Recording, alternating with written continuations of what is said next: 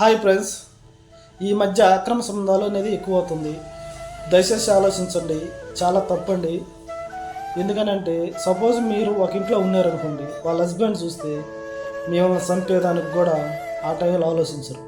ఒకవేళ చంపారనుకోండి, మీ నీ నిన్ను నీ రక్తం పంచుకొని పుట్టిన పిల్లకాయల పరిస్థితి ఏందనేది ఒకసారి ఆలోచించండి. మీ భార్య పరిస్థితి ఏందనేది ఒకసారి ఆలోచించండి. ఎందుకండి అక్కడ తినేది ఆమె, మన ఇంటికాడ తినేది అదే అనుకోండి. మన కంటికి పట్టిన పొర మాత్రం అనేక విధాలుగా చూపిస్తుంది. దయచేసి మనకేమైనా జరిగితే మన పిల్లకాయల పరిస్థితి ఏంది, మన పిల్లకాయల రోడ్డును బరుగుతారు అనేది అది లేడీస్ కానీ జెంట్స్ కానీ ఒక్కసారి ఆలోచించండి. అలాంటి ఆలోచన ఇంకో రెండోసారి రాదు. దయచేసి ఎందుకు చెప్తానంటే చాలాసార్లు నా షాప్ దగ్గర కూడా చాలామంది ఫ్రెండ్స్ చెప్తుంటారు, ఇలా జరిగింది, ఇంట్లో ఇలా చూశారు, వాళ్ళ ఆయన్ని కొట్టారు, చంపేశారు, ఇలా అనుకుంటుంటారు. దయచేసి ఆ దృష్టిని పోగొట్టండి అనేది నా యొక్క ఆలోచన.